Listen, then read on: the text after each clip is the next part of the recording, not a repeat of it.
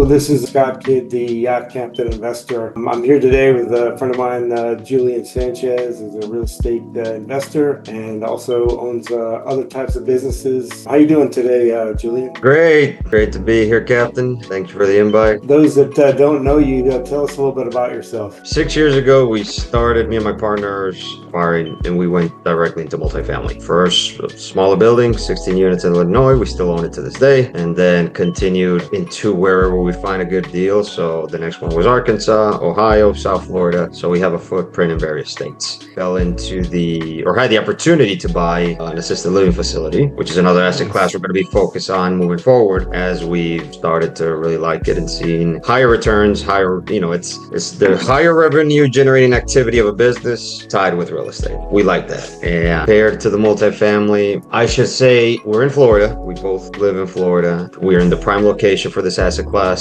Baby boomers retire, and everybody can quickly look up the statistics on the amount of baby boomers retiring, blah, blah, blah, and of the assisted living facility space. It is a very promising and exciting place to be. So that's an asset class we're going to be focusing on. And I say we fell into it because COVID, long story short, was I had the idea that hotels are going bankrupt. We find them. Maybe we convert into multifamily. I meet a broker who was selling them to convert into ALFs. I'm like, we don't know the assisted living facility business. He's like, hey, there's one for sale in Pompano Beach. Like, oh, let's check it out. We check it out. The numbers look good. And here we are today. So, multifamily, just for the people that are listening, what would you say the difference is management-wise for the assisted living compared to multifamily? It's heavily good because, we have 20-something employees at the facility in Pompano. We're acquiring another one in Central Florida that has 40-something employees. That one's actually overstaffed, and we'll probably, be cutting back on that. But that to say, yes, it's a day-to-day hotel, restaurant, cleaning. You have caregivers, something many people don't understand. You don't have full-time medical staff. These are caregivers. It's assisted living, not a nursing home. Different levels of care. You have an administrator in place, or I compare it in the sense of with multifamily, we find ourselves still being more involved in the day-to-day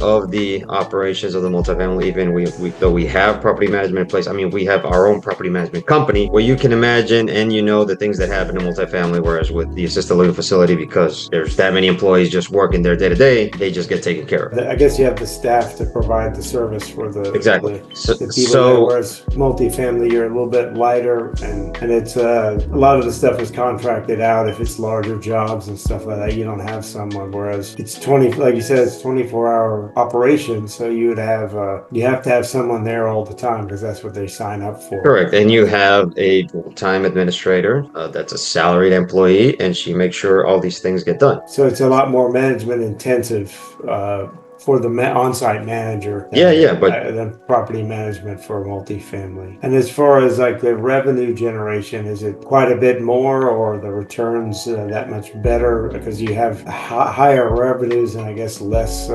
residents, correct? You have higher revenue just from the amount of what the residents pay at the facility. Your operating costs are obviously much higher. So like in multifamily, we always use 40% as an expense ratio. Normally we get our appraisals coming back where we operate at a 34% expense ratio. But if I'm doing a quick underwriting in my head, I do 40% expense ratio. And the assisted living facility space, expense ratio is typically 65 to 70%. So your net profit is much smaller, but you're generating that much more money. So compared to multifamily. And according to what you were just saying, it's a little more, once you have the right manager in place or general manager, it's a little more hands-off than the actual multifamily, because you don't have full-time 24-hour staff, and you have to solve those problems if you have some bigger. And I would imagine with, the buildings are the buildings, you're going to have those types of problems, but they probably are budgeted for certain things, and you guys look over the asset and say, well, we're going to have to do the ACs and this and that, and then the manager probably handles a large share of that, correct? Correct. I was actually thinking about that the other day. It could also be the fact that, we got into the multifamily space and learned as we grew into it from each acquisition. Yes. And maybe there's just us not being able to fully, because as you know, you're everything. It's you. Whatever needs to be done, whatever's required. We have 8 full-time employees on the management side of the properties. They do an excellent job, and we have marketing, leasing, managing maintenance requests. Those are like the three main ones, and we have the entire team for that: bookkeeping, accounting. So they take care of that day to day. But then there's like bigger ticket items, or like we have a boiler right now that we need to fix at one of the properties in Ohio, and it's like, hey, it's a $3,000 thing, and it's like, okay, why? Who are we using for this? Who should we use? What contractor? Okay, maybe go to this guy. Oh, he's not available. There's still work or brain damage that comes from these little things at times. So, or maybe we just haven't learned to fully step away from it. Yeah, that's a good point. It all depends on your actual management style as far as is more passive, but you generally have to keep an eye on everything no matter what you're doing anyway. Would you say majority of your portfolio is class A, B, or C It's assets? all class C. All class C. So those are more management intensive anyway. They're more management intensive. Feeling in the C class somewhat similar, unless it's a crazy good deal or it's just stupid good. Because again, you see the same, not so much the management intensive. Well, that plays a role, but the fact that like every time we have a tenant turnover, the unit needs to be fully remodeled. Yeah, it's a lot more cost class C tenant, and it takes longer to fill. And they destroy it. Like there's generally a lot more upkeep. By that, it's going to cause you more management stuff. But we've definitely gone to B and A for the most part if we can, because it's a lot less, and then the residents are a lot less to manage as well. Nothing against any of them, but it just if someone can't pay, it happens a lot more in the class C than it does in the class B. Yeah, it's just better quality tenant, so it becomes mentally taxing or even demoralizing at times for that, especially for some of the team or my partners. It's like, hey, we just fully remodeled this unit, pristine, we left it real nice, and then 12 months later the person leaves. They have to do it again. I do it all over again. How is that compared to the assisted living? Is that I guess you have staff that deals with all of that, and we've been, in part, I will say, lucky that we found Paige, our administrator, is amazing, and Giovanni, our handyman on site. Well, he works there full time, and he's just incredible, and he goes above and beyond to make sure the facility is always looking pristine. And he's one of those guys that can't stay still, so it's just amazing. So if he's not doing something, he'll find something to either paint or fix, make pretty in some other way, and so the facility has looked the best it's ever has, thanks to him, because anytime he'll be looking for something to fix, and perfect. Aesthetically or not. And so we are incredibly lucky to have found him, and that I told him he can never leave. That's amazing. Well, I guess you'll be taking care of him for life then. That's great. He'll be looking out for you, and you'll be looking out for him. So that'll be good. That's great. That's one of those things, when you find somebody that's good, you try to keep them, try to help give them the tools to where they can do an even better job. Yeah, whatever he needs, we've gone above and beyond for him. He's needed salary advances or help with other things, we facilitated in exchange. Yeah, and that's the human element that people don't think about when owning an asset, multifamily, assisted living, or whatever. You still have the residents are people, and the people that work with you are people, so you have to treat them as such. Your investors are people. You have to do what's best for all the people in your life. So that's what makes it better. But in switching gears here, you also own direct to consumer or e-commerce businesses as well, right? Yeah, that's something I've been doing for about 3-4 years now. So long story short is I'd always been, it was like a hobby, but it's called credit stacking. These are all business credit cards. I've shown you this before. So I'd get it for points, rewards, etc. There you go. But so, and in getting these, we used it for the real estate. When it came time to do the first few deals, were all heavy value add, which is also how we, the types of assets we buy. So heavy remodeled multifamily that needs a lot of work. So I would use these. And then, so I had a bunch extra. The e-commerce it seemed a good idea. Again, it's direct to consumer. We go to direct to consumer marketplaces, and where we're finding products that we buy for $1, sell for $2, and make $1. So we buy it with the credit cards, make the points, make the miles rewards. We're just arbitraging the credit cards to make profit, and just do that hundreds and hundreds of times a month. That's it. That's the short and sweet of it. And pretty simple business model, I guess. also with it being an emerging market, it's still a small part of the actual retail market. It's only Correct. has a lot of growth to go. So And you think what do about you it, see? like there was a statistic last year, like just the holidays. We're coming on the holidays right now. Last year, holiday sales were $964 billion in the U.S. This year's probably going to be 1 trillion. I can't remember what that's total holiday spend. I think it was a good third of it was in online marketplaces, which is the ones we work in. So here's the other backstory to it. Amazon has their model, which is has disrupted and changed everything. You got hundreds of thousands of sellers, of third-party sellers on the Amazon platform selling their products. Amazon is basically just a logistical hub and fulfillment. Walmart has taken the same model. Target, Michael's, which is one of the stores I talk about, and one of my higher generate, Wayfair, Belk, any Kroger, Kohl's, all these large retailers are basically now wanting to take a piece of Amazon's model, and it's just allowing third-party sellers to sell on their marketplace. So it is direct to consumer marketplace through these marketplaces that we do business with. So they're already established brands that you're partnering with to allow you to sell the products. Oh, that's excellent, because in their marketplace. I used to sell some stuff on Amazon and sell stuff on eBay and stuff every so often, and you got to market it yourself and everything else, and that and you have to hold the product and all that other stuff, and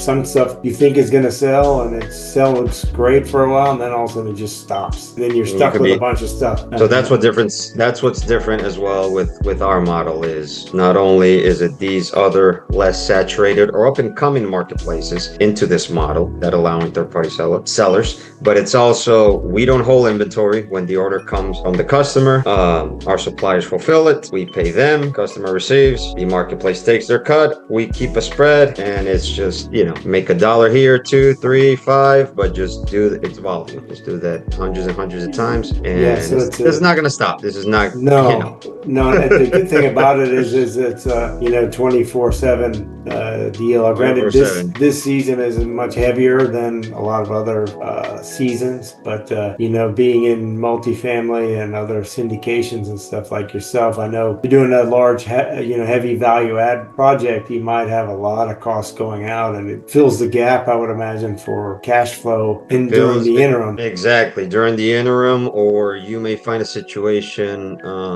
that different people have coined this differently, but you could be equity rich and cash poor, where all your holdings, or you have invested your liquidity into real estate, but now you can't take that equity and buy groceries. No, you cannot. And I've been there, and I know how that is, because you're real estate rich but cash poor. Exactly. So the e-commerce solved that for me, because it's weekly payments every single week. Oh, okay. So the payouts are every 7 days. Most marketplaces are every 7 days. Wayfair does net 30. Walmart is bi-weekly, but yeah. Well, that's excellent that the payouts are that, because I know in retail it used to be. I remember when I worked in retail briefly, and I had friends that managed stores and stuff. They would purchase like on net 60 and sell on like net 30, so they would have 30 days to cash flow. And then if they got stuck, they would have those accounts receivable loans where they get cash flow. People would buy the receivables and cash flow them, so to keep them afloat. And then if the store did bad, then you're stuck with you're stuck between a rock and a hard place, because you also owe that and you don't have the receivables. But this kind of takes that out, whereas the product only ships when you sell it. So when you sell, exactly, when someone has bought it off the online marketplace, one of our online marketplace partners we do business with. That's excellent.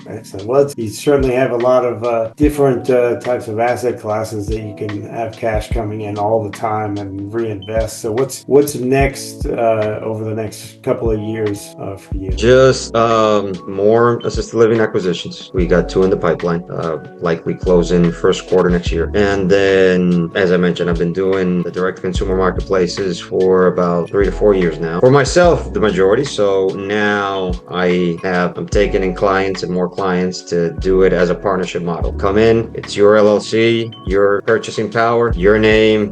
We need an EIN, DUNS number, everything under your LLC. We get it approved to sell in these these different marketplaces, and we split profits 50-50, and that's it. I try to keep it very straightforward and transparent. Okay. How does that differ from, because I see a lot of other providers saying they'll set up a store for you, and I see a range of different specifics, and so yours is just a flat fee and then 50-50 of the profits. Exactly. Once It's a buy-in. Yeah, it's a buy-in fee just because it's about 128 man hours just back and forth applying for the stores, etc. We got to start. We create a nice website for, the LLC applying. So it looks like it's in the, has been in the e-commerce space for a while. It's an existing, legitimate store that sells direct to consumer products. And that is all used to apply to the different marketplaces. Same thing with product research, then having the products approved at the different marketplaces for sale. So that all is, 5 to 7 week period of work. So that's what we take the initial funds for, to do all that work. Then once the store is live, approved, we start selling. We split profits 50-50. And if I have that as a guarantee, in 18 months you haven't recouped your initial buy-in, 100% of the profit is yours until you've made it. Excellent. So are you ever looking at buying existing stores and doing this, or are you looking to sell any of these? Is there any kind of equity multiple? Because you're not carrying any inventory. So what? Correct. How would that work? There's a market or these stores where people buy and sell them. So really you'd be selling the LLC because and that's the business that it does, along with all the transferring, but you have to have the know-how and be able to operate it as well. So you would need to have both, but there is a way in a market to sell these. And to any client, I tell them too, like in the future, if you no longer want to do this, which really for them, I've made it basically a hands-free offer. We just need your purchasing power in an LLC, and we split profits. And if at any time in the future you no longer want it, just transfer the LLC to me, and I'll keep using it.